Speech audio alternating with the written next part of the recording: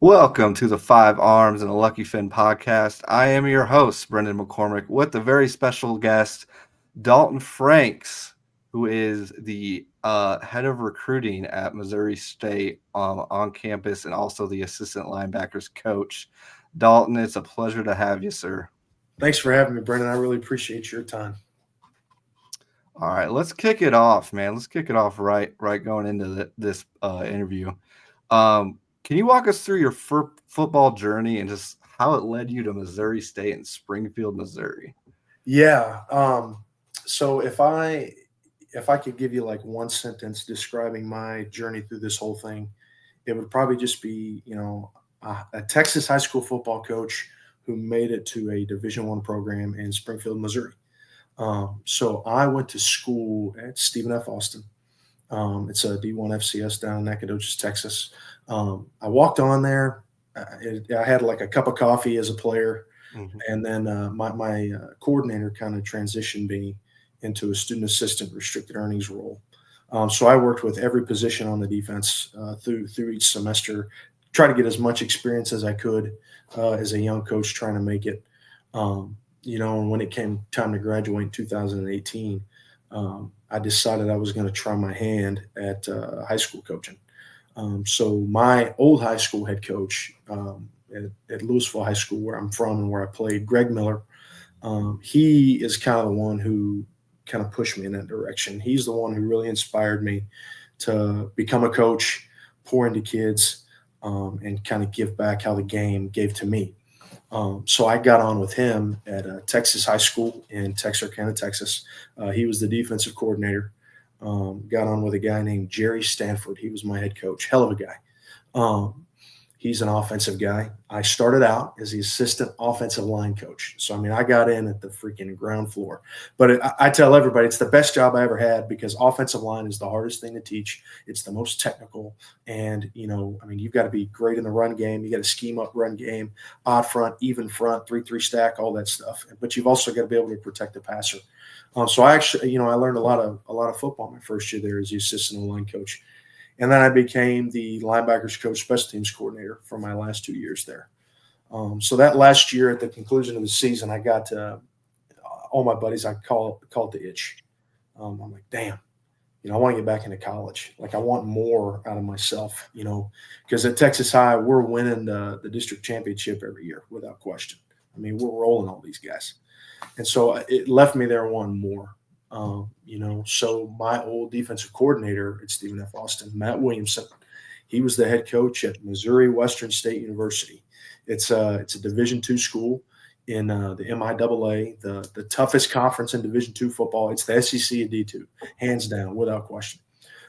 So I actually got on with him as the defensive tackles coach. Worked with a guy named Fred Wyatt.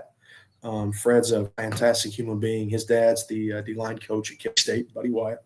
And then my last year there, I got started working with special teams and the safeties. And that's where I met my future wife. I'm getting married on July 12th of this year. So she coaches softball. So she was the softball coach, and I was the safety special teams guy.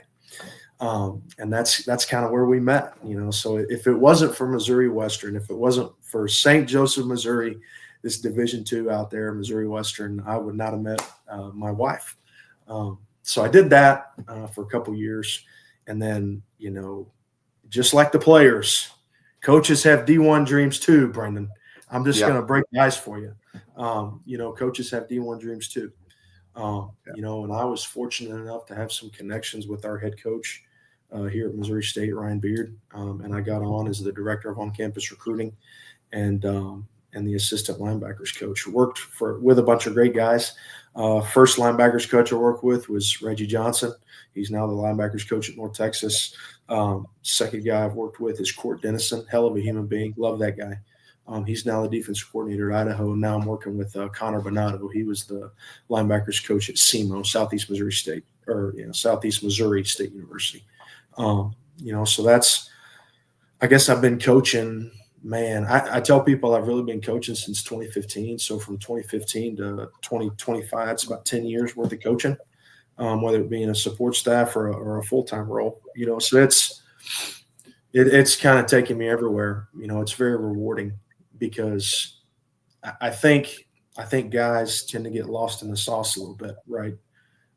It's where their ego takes over and it becomes not about the kids, and it's always been about the guys for me. It doesn't matter if they're high school players, D2 players, Division I players. Like you're dealing with big adults, right? You're dealing with guys that are still trying to figure it out. Because I look at everything from a scientific standpoint. Like their brains aren't fully developed until your brain as a male is not fully developed until you're like 26, 27. So I still think that college coaching is a great way to affect young people. And I'm still a young guy myself, man. I mean, I'm only 29. I'll be 30 in August. So I'm still trying to figure it out. So that's kind of my coaching journey. Again, if I could sum it up, I'm just a Texas high school football coach who's lucked his way into D1 football. So that's it's not a long journey, and it's still going, but that's kind of where I'm at right now. 100%, 100%. I love that answer, man. You're definitely a football guy. Have a heart for kids and a heart for students and players, and I love hearing that. You kind of talked about it a little bit, but really, if you could dive into what sparked your passion for coaching, and honestly, like what kind of got you into the recruiting spotlight in the first place. Yeah, so the reason I got into coaching is because of a person. I alluded to him a little bit. Greg Miller, he was my high school head coach. He was a guy who came from a very highly touted high school program down in Katy, at Katy High School, down in Katy, Texas. He came to my school when I was going into my sophomore year. So I had 3 years with that guy. And then he hired a guy named Austin Kane, who was my D-line linebackers coach, and him as well. I mean, he tries to get me to come back down to Texas every year to come coach for him. He's like, I'm always going to make you tell me no every offseason. So it's guys like that. And, it was very easy for me to become a statistic. And what I mean by that is, so I grew up, I didn't really have a great home life. Grew up, it was me, my mom, and then, I had a stepfather.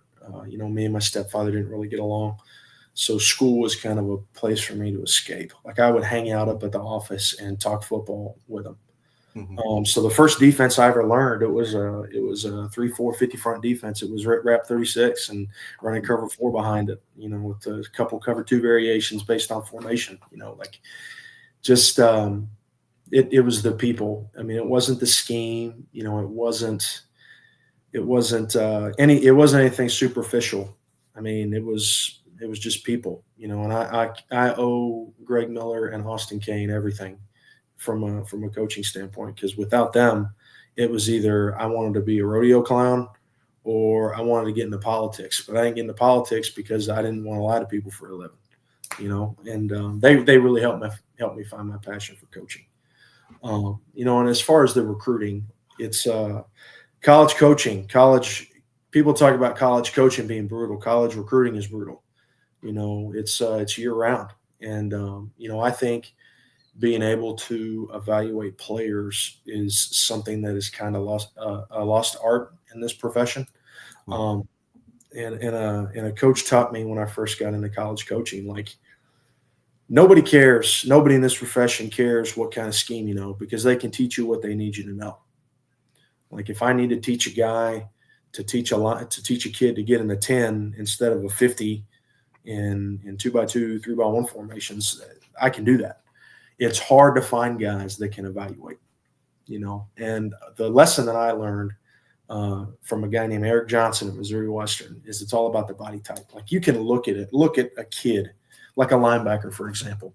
Like you can look at a kid's body structure and tell before you watch them move if they can move. Like if I'm looking at a kid as a linebacker and I want a guy that can be agile, but he's got cankles, like he's not going to be able to change direction at the flip of a hat. So the big thing that got me into recruiting is I genuinely enjoy watching high school tape, watching transfer portal tape, and evaluating body structures and body movement. Now, I wasn't a PE guy. My degree's not in body sciences or whatever that might be called, but it's just something that you learn over a period of watching, and it also matters how you watch the film. Like it's hard to sit up there till 10 p.m. and your eyeballs are bleeding because you're watching kid after kid after kid after kid, and the tape starts to run together, and then you kind of lose track of who you're looking at and who you like and who's on your board and who's not. And there's also those biases that are created when you go to evaluate and recruit kids. Like I try my hardest when I evaluate guys. I don't go look at the Twitter until after I've watched the film, because what ends up happening is guys start looking at Twitter first and seeing all the offers, and then they create a bias in their mind of, oh, well, this kid's a really, really good player because he's got so and so offers. Like that's a whole nother story for a whole nother podcast. That's how to watch the tape. But as far as what got me into recruiting is I genuinely enjoy watching high school film and evaluating body movement and evaluating body structures and figuring out if they're fit. Because you can open up a whole can of worms. Like you're not going to recruit a defensive end if you a 4 down the same way you're going to recruit a defensive end if you're a 3 down. And then the same thing if you're a quarters or a cover 3 team. There's so many different variables that go into finding the right kid and not making it, well, he's just a good athlete. You know what I mean? Yeah. There's all kinds of different things that can be created in your mind as far as, recruiting. And that's one of the reasons why I enjoy it so much. Speaking of recruiting, what does a day in your life look like during peak recruiting season? I'm sure it's probably like 15 hours, right? Yeah, it's you're putting in 24 hours of work. When I'm up at the office, I get in at 8 a.m. and I immediately go to watching kids, like whether it's in my area as the Omaha recruiter in Nebraska, whether, I've got an assigned portion of the transfer portal I got to watch, and then it's not only that, evaluating guys at the office. So I'm putting in an 8 to 5 p.m. workday, evaluating, passing kids on to coaches, building boards. I go home and I get on Twitter and I'm not even scrolling for kids. I'm just scrolling, but they're popping up on my feed, and there's a really great player from Iowa Central who's got all these offers, and I'm going, oh shit, did I not watch this kid? So I better go check him out. And then if I like him, I send him to the position coach. It's something that has become a 24-hour thing, because what a lot of coaches are thinking about now, like I'm sitting at home and I'm scrolling Twitter and I see this kid and I'm like, oh shit, there's another school that I'm competing with that's already probably watched and recruiting this kid and DMing him right now. Yeah. I need to get my hat in the game. You know what I mean? So it's, again, it goes into the mental aspect of recruiting, like all the biases that are created when you watch the film, whether it's a coach telling you he's a great player. It's like, no, don't tell me that. Just let me watch the film first. Or, hey, he's got an offer from so-and-so. No, I don't want to know that. Just let me watch the film for what it is. I don't want to create any biases in my mind. And then you got what's going on Twitter with all these kids popping offers and you're scared to death if you haven't watched them yet. So it's really become a 24-hour thing. And I have to preface it with this, like it's something that we all know we're getting ourselves into. Like we understand what this monster is that is college football now, because you got social media, you got teams are getting better, teams are getting faster, teams are getting more efficient with how they recruit, teams are starting to hire GMs, teams are starting to hire more DPPs who kind of take all that recruiting stuff off the plate of the position coach. I think we're really trending in, more importantly, at the FBS level, maybe even some of the FCSs, like your North Dakota States of the world. They're trending towards an NFL model where coaches coach and, your DPPs and your recruiting department does all the recruiting. And when it's time to go on the road, your recruiting department tells you this is who you're going to see, this is who you're going to recruit. Like, and the differences are crazy, right? Because at the D2 I was recruiting Iowa. I was in Waukee High School, and I was sitting next to the tight ends coach at Vanderbilt. And I'm like, hey, coach, how's the recruiting going? He's like, good. I just landed about 10 minutes ago. I said, oh, really? That's great. You recruiting? Where are you headed to next? He said, I'm headed to Las Vegas, Nevada to look at another tight end. The differences between funding and programs is insane. So at the D2 I was at, we regionally recruited. So a coach had an area that he would go and cover. But a lot of the bigger schools now, the more resources you have, the more you can positionally recruit, where you can afford to send coaches to different states and only look at the positions that they're going to coach. You know what I mean? Mm-hmm. And so it's the more resources you have, the more efficient you can be.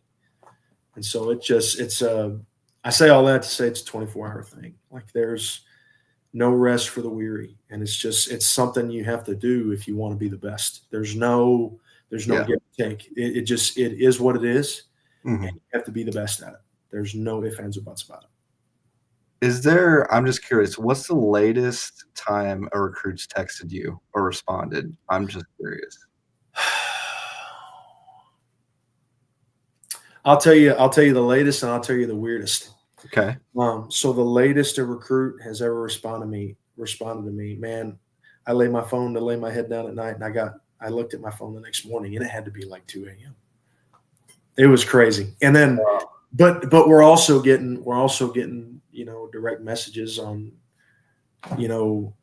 Easter, like, hey, coach, happy Easter. He is risen. Here's my film. Take a look.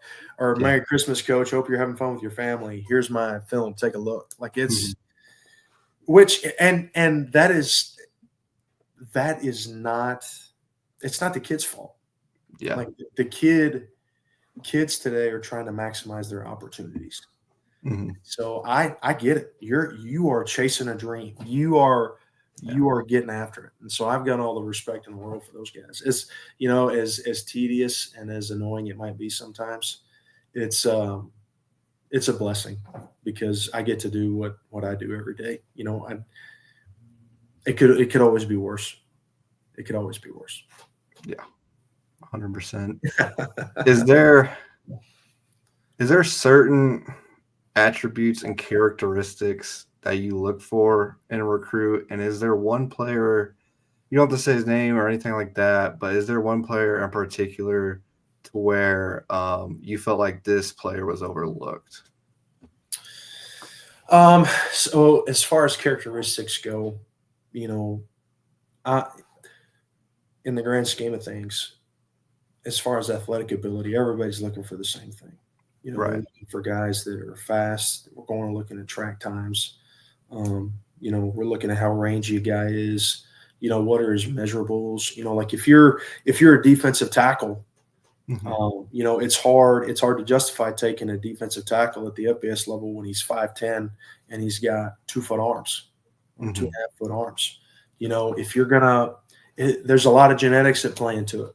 Like, if you're a 5'10" defensive tackle, but you've got a 6'2", 6'3" arm span, like, okay, we can work with that, because you can separate, you can get off blocks, you can create, your hip relationship is apart from the blocker, all that good stuff. Like, there's a great level of genetics that go into it, but as far as characteristics go, rangy, fast, strong at the point of attack, whether it be, if I'm a third level defender, I can get off the block and go attack the bubble. And this is all from a defensive perspective. But to me, the most important things that a kid has to have that aren't necessarily athletically driven, they have to understand the value of hitting, the value of tackling. And hitting and tackling are two different things. Tackling is obviously my hips are with his hips, and I got to get his ass on the ground. Mm-hmm. The value of hitting, it's understanding how to get off of a block. It's understanding, leverage points and how, vertical and horizontal leverage. My screws have to be underneath his face mask, and then horizontal leverage. My hands got to be inside of his. It's understanding the spatial aspect of the game. Because don't get it twisted. Coaches overcomplicate this game so much.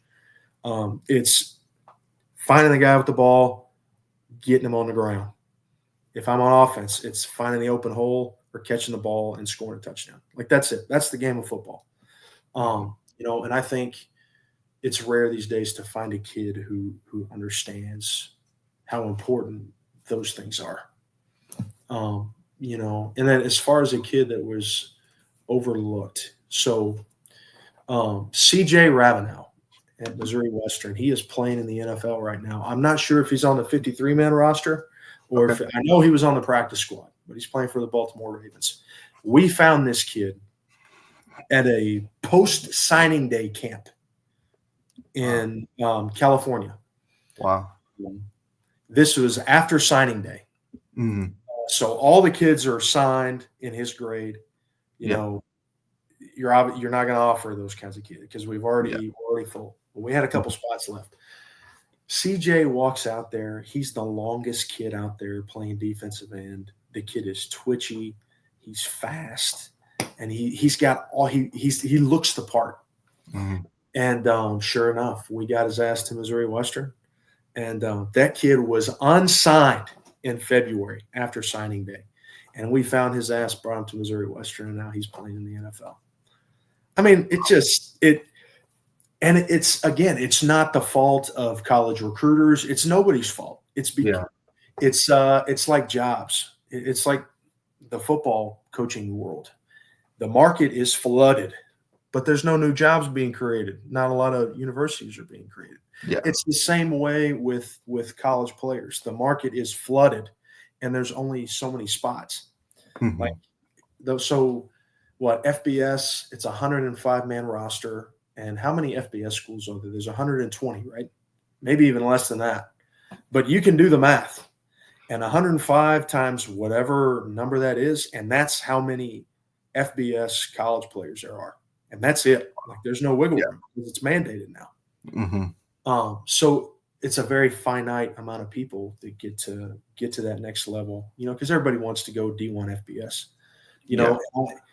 The one piece of advice, if there are any high school athletes that are watching this, mm-hmm. I understand chasing your dream, but there comes a point in time where we have to be realistic about the expectations. You can go play college football, but it may not be at the level that you want. Mm-hmm. I know mom tells them all the time that they can play FBS football and they can line up at Alabama, but that's just not the case. Yeah, that's not the case. And the sooner that kids can understand that, and kind of see the writing on the wall, the better position they will be in to actually be recruited by schools that actually want them and don't just send them the Merry Christmas from so-and-so football every December. And then that's the only thing they get graphic-wise from these schools. You know what I'm talking about? Yeah. So that, man, I kind of ran with that one, didn't I? No, you're good. No, so you're good. As far as what we look for in recruiting, speed, ranginess, willingness to tackle, ability, all that good stuff, all the typical, athletic stuff. But then, to expand on it, understanding the value of hitting and tackling, getting off blocks, getting a guy on the ground, and having a willingness to do that. And then, obviously CJ, I'm telling you that it was crazy to me that happened. That guy's playing in the freaking league right now, and he was unsigned in February. That's insane. How many athletes do you think go unnoticed like that? Like a lot that have that much talent? There's really no telling. Yeah. That's a statistic that I wish was quantifiable, but I don't know if it is. Yeah. I don't know if it is either. It's the economics of college football. The market is flooded. There's so many people, and there's not enough spots for all these places. Yeah. And if somebody that is way smarter than me one day should really try to quantify that. And I think that it would shock a lot of people. How many direct messages do you get per day from athletes? Here, let me look. See how many. I'm just curious because that's why I was so shocked that you looked at RDM about interviewing. So 1, 2, 3, 4, 5, 6, 7, 8, 9, 10, 11, 12, 13, 14, 15. But And yeah, it's weird, right? So I've worked my way up through every level of NCAA football except for D3. Okay, yeah, it's kind of like dating. Like you're that ugly D2 coach, right? yeah, You and nobody wants to talk to your ass until the 11th hour. Hey, coach, how you doing, man? Here's my film. But when you're this big time FBS program, it's like everybody and their mom wants to talk to you. You know, yeah. the real thing is how many emails I get. I get emails constantly, Hmm. more so than direct messages. I didn't even think kids these days knew what Huh. email was. But I get That's shocking. so many emails from kids about their tape and their huddle. And Mhm. it's I mean, if they knew how to send postcards, I bet they do it. I mean, it's just insane. Again, it goes back to what I said earlier. Like more power Yeah. to you. Like you are trying to chase your dream, and I have the utmost respect for that because I chased my dream and I got into college athletics. So Mhm. it's one of those deals where they're making a tremendous amount of sacrifices trying to put themselves out there, and you get Yeah. more no's than you do yeses, and that's the same way with college coaching. Mhm. I got more no's than I got yeses, Yeah. and um, it's weird, and I know we said we weren't going to talk about the transfer portal, but Yeah. this is one interesting thing, and this is something that didn't really dawn on me until Mhm. a while back. Um, Transfer portal recruiting, and if there's any transfer portal guys out here, you need to listen to this because this matters. 100%. Is that transfer portal recruiting is a lot like college coach hiring. Hmm. So when we Interesting. find a kid that we like, we try to find somebody on that staff who either coached them or knew them. And we ask about that kid. Like, hey, what do you think about this kid? He's in the portal. Why is he in the portal? What's your grades like? How was he? Was he an asshole? Was he a good human being? So we ask the same things to their previous coach as much as we would ask a new guy that we're trying to hire on our staff. Mhm. And I know, I'm sorry. I know we said we weren't going to talk about the portal, You're but good. I just thought that was an interesting correlation. Yeah, Yeah. and I think the reason that we're doing that is because we're dealing with an older, maybe a more developed player. And it's obviously it's easier to reach out to a fellow high school coach or to Yeah. a fellow college coach because they can relate to you. Mhm. And so I thought that was an interesting tidbit as far as portal recruiting goes. Yeah. How do your current players play a role in who you recruit? Are they involved in the process? I know. So I recently heard an interview with actually because I live in Lubbock, Texas. Grant McCaslin, the coach of Red Raider basketball, that he actually has his players talk with the player that's visiting and thinking about transferring there, and they get he gets their opinion of whether they're a good fit or not. Is that something that you guys do? Very similar. I'm just curious. 1,000%. Yeah. So we actually, on a few occasions, we've had some of our players come to us and be like, "Hey, here's my boy's film. Take a look. Tell me what you think." Mhm. So even the guys pay attention to that stuff. Like you might think that when kids get onto campus, they're just kind of here to play. Like they are keenly aware of the roster changes that go on around them. Yeah. They know when a player leaves. They know when we move on from a player or when a player moves on from us. Mhm. And my experience is here at Missouri State. So what we do a great job of during the recruiting process, most especially on the official visit process, is we assign them student hosts. So, for example, we just had an official visit last weekend, and we took them out bowling. So we all, as a staff, we went to the bowling alley with the players and their families, and then some of our current players came with us out to this bowling alley. And so we bowled for a little bit, had fun, had some dinner, hung out, just kind of talked. And then at the end of the bowling, we dismissed our player hosts with the player that we assigned them to, and they went out and could just kind of hung out for the night, and then took them back to the hotel when they were done. So I think that specifically here at Missouri State, we integrate them in the recruiting process. as player hosts. And then, my personal experience with my players at Missouri Western is, so when I did a position meeting, I talked for about 15 minutes because, one, I don't want to overcomplicate the scheme, and two, I would much rather devote my time to a 30-minute player only meeting. So I would have some of my players come in there and talk to the recruit, and his family, about, what's it like on campus, what's coach like, what are your needs, what are your wants, and then they kind of take over that from there. And then the last thing that we do here at Missouri State, and what we did at my last stop, we did a player panel. So it was just players, it was players only, and it was the recruits and their families. And we just had a panel of 5 or 6 guys, and they would ask whatever they wanted. They would ask away.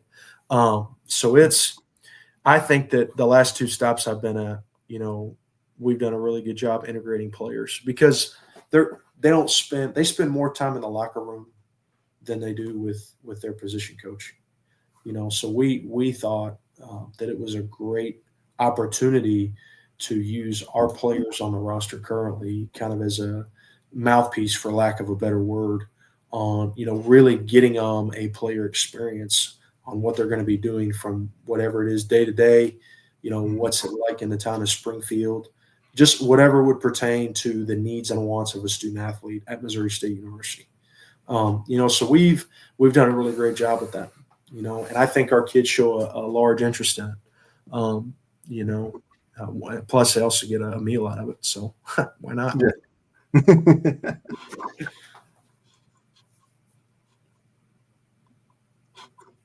How do you manage pressure and high expectations, either for yourself and also players? I'm a player really amped up, gonna go play Division I football. How do you kind of, like you said, almost get real with them and their expectations? Yeah. So I think for starters, obviously we're talking about the game of football, right? There's a certain level of learning that goes with that. Yeah. So I think it is, and I will always believe this as long as I'm a football coach, it is your responsibility as a football coach to put your players in the best possible position to succeed. So I really believe, and I lean heavily on the different, I don't know if you know about the learning modalities. Some guys like to watch the film, some guys like to draw it, some guys like to see it in a picture, some guys like to go out on the field, and they like to walk through it. So it's about one, you need to figure this out during the recruiting process, how kids learn, and you need to get them on the board. And during your position meeting in the recruiting process, and be like, draw up your favorite coverage in front and teach it to me. You need to get a feel for how kids learn. And thank you to Stephen F. Austin and public education. At my 4-year university, always taught me that kids do not learn from people that they do not like. It's important to build the relationship with the kid first, and then build the relationship with the player. So what I mean by that is there's 2 phases of a player. It's the kid portion and the player portion. The kid portion is going to be around much longer than the player portion, right? Because player, you're only out on the field for a finite amount of time. You're only in the office, in the film room, for a finite amount of time. So it's leveling with the kid on a personal level and really letting them know that you care about them and that you love them. And then the second piece of that is, again, you as the coach. I don't care if you're the position coach, if you're the coordinator, if you're the head coach. It is your job to take players where they didn't think they could ever go.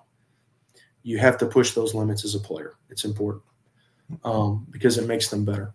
And I think, and call me old school, but I do a lot of things old school in the way that I teach football. I try to get a player in the mind space or in the head space to go out there and succeed, in my opinion, is to put the maximum amount of pressure on them during the week before the game. The practices, the film, all the stuff from day to day has got to be 4th and 1, max pressure every day in order to get guys, to succeed. What's that saying? Pressure either creates diamonds or bursts pipes. And if you burst your pipes of a player, you just got to get in there and you got to wrap them up and you just got to keep moving. So figuring out how a kid learns, putting players in the best position possible to succeed, and over the course of the week, applying that pressure and really pushing them. That way, the game is easy. And that can be done a multitude of ways. It can be, is your scheme simple or is it complex? Is it scheme or is it clean? Are you doing a lot of bullshit, or are you simple and the kids can execute to create that level of comfortability? Are your expectations, are they high? And are you enforcing those expectations? I know a lot of coaches out there, they give expectations at the beginning of the year and they blow smoke up the kid's ass and then they never talk about it after. I think that's something that is a huge problem in college athletics. So holding guys to a standard, even when it hurts for the position coach or the coordinator or the head coach. So I think creating that pressure during the week really helps guys settle down and get in their element for the game. And then also letting the kids do their rituals in pregame. Some guys like to hang out by the goalpost and listen to music. Some guys like to walk around the field. That's fine. I think letting kids be comfortable in the environment that they're about to go play a game in is extremely important for their ability to go out there and perform. Now, obviously, bumping music in the locker room, if you can agree on that as a team, that's fine. But just developing those rituals for them, I know is huge for them personally. Because shit, Brandon, they're the ones out there playing the damn thing. You know what I mean?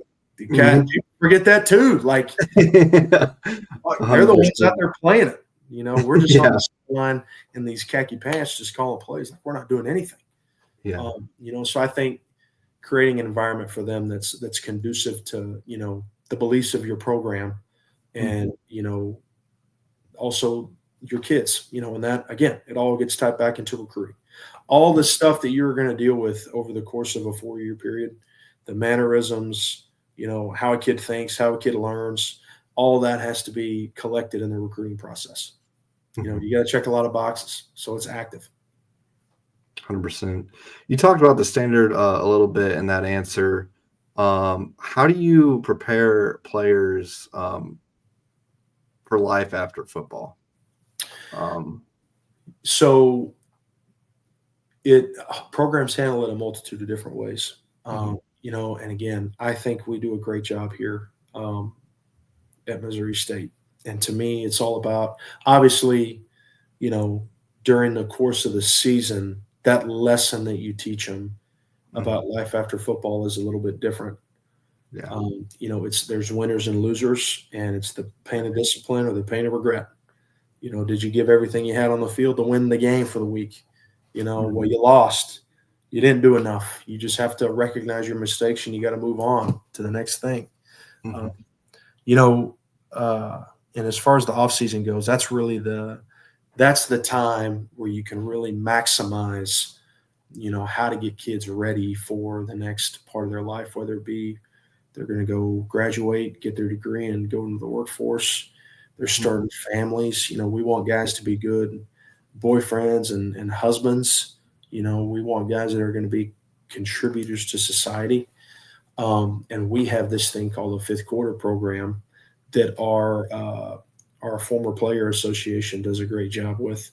And they bring guys in twice a month to talk about an array of topics, from financial literacy to dining etiquette, which silverware to use when. They've donated suits for our seniors so they can be dressed professionally when they go into interview, and then other networking opportunities with different businesses around Springfield. So I think, a college athlete, and this just isn't even just about football anymore, because all of our kids in every program on campus, they're trying to graduate, get a degree, and go on into society. There's a lot in that tool belt. Like you got to worry about and I don't care what sport it is, you got to worry about a playbook in every sport. You got to worry about, study hall hours. You got to worry about your grades. You got to worry about assignments due that week. And then on top of that, you got to worry about, well, what the hell am I going to do when I get out of here? Like, I don't know how to write a check. I don't know how to file taxes. It's all about putting things in people's tool belts that are going to carry them 30, 40, 50, 60 years down the road, and they can lean on the things that we've taught them here, from a human standpoint, not just a football standpoint, because the game of football is finite. It doesn't matter if you're in the NFL or if you're playing FBS college football. Somebody's career is going to end at some point, and you've got to have a plan. And so I think that we do a really good job as a football program and as a university for kind of getting our guys ready for the next level, and get ready to go out there and be members of society and be normal people. Yeah. Yeah. 100%. Do you really feel the support in the community around Springfield, Missouri for the Missouri State football program? Like, is there a lot of people that attend? I do. I think it's so the way this program's kind of shaken out. So Coach Petrino came in here, Bobby Petrino came in here in 2019. And it's been rough for Missouri State football the last couple decades up until recently. Coach Petrino started winning again here. He won a co-conference championship and during that COVID season. And he kind of started the winning, and then Coach Beard came in and sat in the head chair, and we're getting ready to go play Conference USA football. Like, Brennan, we've got SMU rolling into Robert W. Plaster Stadium the third week of the season. Like, that's insane. That's a playoff team coming into Plaster and playing a FBS football game. Yeah. And I think that we've got great community support. There are so many. So Bass Pro started in Springfield. O'Reilly Auto Parts started in Springfield. They've got a bunch of other Fortune 500 companies that are really kind of starting to figure out that, man, football is the doormat of a university. Like, it's the first thing people think about when you talk about college sports and college. People don't think about the institution academically. They think about their sports team. Like, if I just was to walk up to somebody on the street and I go, University of Alabama, what's the first thing they're going to tell me? They're either going to tell me Nick Saban, they're going to tell me Alabama football, they're going to say Roll Tide, they're going to talk about Coach Bryan. Like, they're going to talk about athletics, and I think our institution is finally starting to buy into the notion that athletics is what people think about. We're not the Harvard of the Midwest. Like, we've got to be great at something. So let's pour it into athletics. I didn't realize this until a couple of weeks ago, Brendan, but we've actually got more undergrads than Mizzou. Wow. Yeah, we're the second largest school in the state. We've got more undergrads than Mizzou does, the last I checked. So it's like this school has so much potential to be a great FBS program. We're centrally located. We can go get the big kids from Iowa and Nebraska. We can go get the speed down in Texas, Louisiana, and Florida. So I think that I really think the future is bright here. I think it's going to be really fun. I have no reservations in saying I think that the conference that we're leaving, the top tier of our conference with your North Dakota States, South Dakota States, those match up well with the schools that we're going to be playing. Yeah. And so I think that we're built for this. I think we've got a good core group of guys. Yeah. Can you talk a little bit about transferring from, like you said, an FCS to an FBS program? I know this is your guys' first season going FBS, and kind of maybe the hurdles or change of direction maybe y'all have had to do, and whether it may be coaching and schemes or recruiting. Yeah. So I think first and foremost, obviously recruiting is the lifeblood of a program.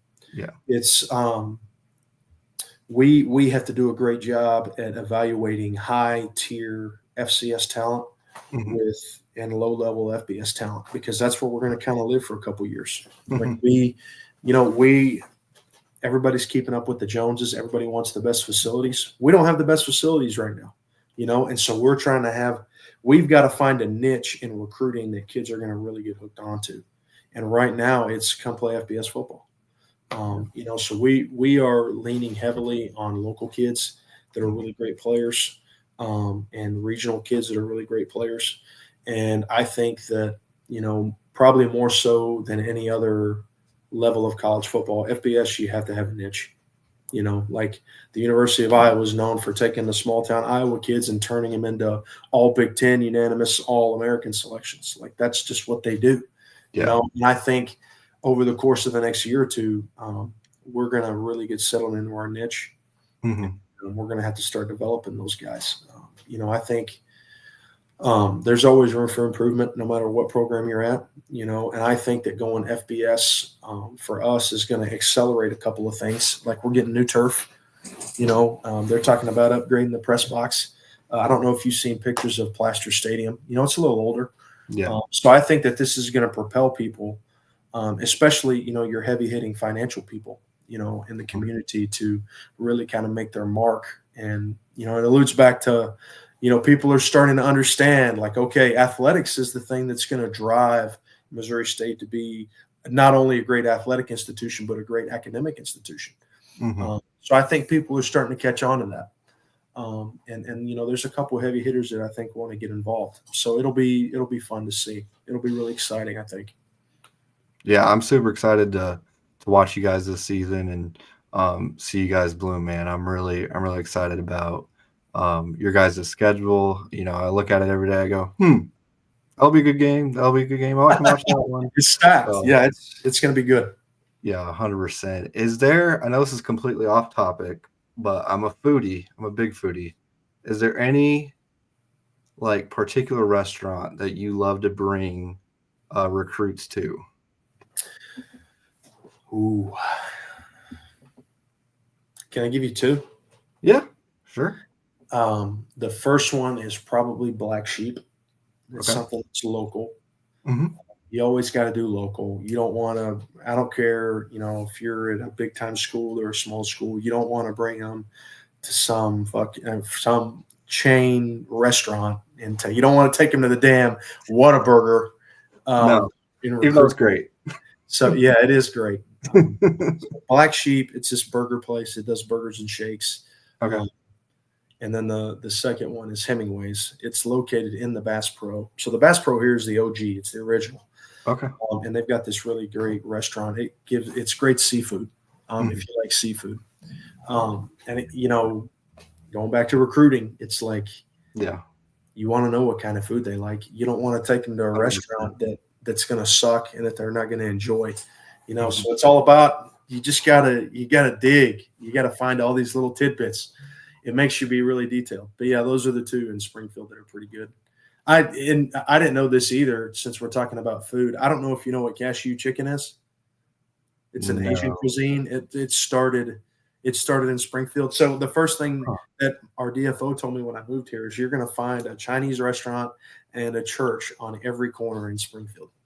And it's true words that never been spoken. I mean, it's ridiculous. Yeah. But yeah, those are the two. What do you hope people remember about your time at Missouri State?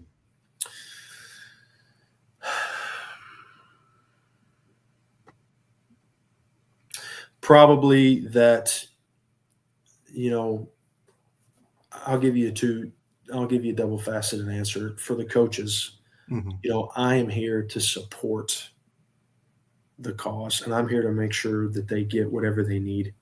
And I want those guys to remember that I busted my ass. Mm-hmm. I worked hard, nose of the grindstone, because I've got goals too, and I hope that these guys one day help me get a job. Mm-hmm. And so I hope that, they know that I'm extremely loyal. And I put my head down and I go to work for them every day. And then for the players, first and foremost, I want the players to know that I love them. I don't care if you're in my room or not. Mm-hmm. I would do anything for you guys, and that, and I hope that they knew that I coached them hard, but it's my firm belief that, again, it goes back to, I wanted to push them to where they didn't think they could go, and I want them to be able to think back on this time at Missouri State and remember it in a fond way and not a harsh way. And so that's how I want to be remembered here. 100%. My final question, Coach, is, if I'm a young coach or a young recruit or, a young graduate assistant, what is one piece of advice that you would give to me for the future?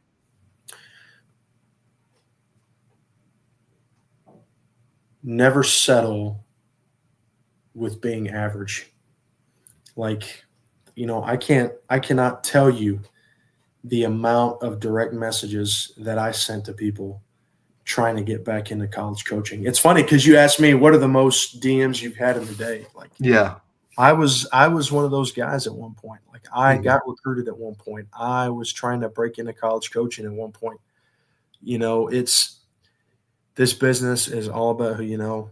I don't care if it's in recruiting or in trying to get a job in this profession. And Mhm. this is a profession right now that there's a lot of people trying to get in. And when you get somewhere, no matter how grueling the work is, it doesn't matter if you guys are undefeated, if you're over, if you suck, Mhm. you have got to you got to be happy where your feet are. You think about it. There's 120 FCS programs, and if I'm the linebackers coach at so and so university at an FCS program, I am one of 120 people that get to say that they are that role. That's it's the grass is always greener where you water it, man. And for these recruits, just understand that if you are good, they will find you, and to be realistic with yourself, and don't if FBS schools are not talking to you, you are not FBS, son. Mhm. Reevaluate, constantly reevaluate. Just like college coaches are always evaluating players, reevaluate yourself and be honest with yourself. I know mom says that you're an FBS All American, but you've really got to look in the mirror, because if you do it too late, you're not going to have a spot. Mhm. So you have got to be super hyper realistic with yourself, and you have to, kind of understand where you're at. And that's a fact of life. Like, you have got to understand where your feet are at, and you have to evaluate consistently and often where you're at. Like, if, man, none of these coaches at this level are talking to me, I probably need to go down another level. Mhm. And you just got to keep selling yourself. It's just like coaches, keep selling yourself. That's what this business is. 100%. 100%. Well, I appreciate your time, Coach, on coming on to the podcast, and I really feel like the viewers and listeners are definitely going to get something from hearing this, and I really agree with you that no matter what you do in life, you definitely have to sell yourself. So, really appreciate your time, Coach. Yeah, absolutely, Brennan. I really appreciate you for your time as well. And if any of your listeners, if they had any questions about my story or anything, on my Twitter, it's at Coach D Franks. If you have any questions about breaking into college coaching, because again, guys, I was a high school guy trying to get into at one point. I'm still trying to get to where I want to be. Um, so if anybody has any questions or if I can do anything else to help, just give me a shout. But Brendan, I really appreciate you, man. You're awesome. 100%. 100%. It was an honor having you, Coach. Yeah, I appreciate you for your time.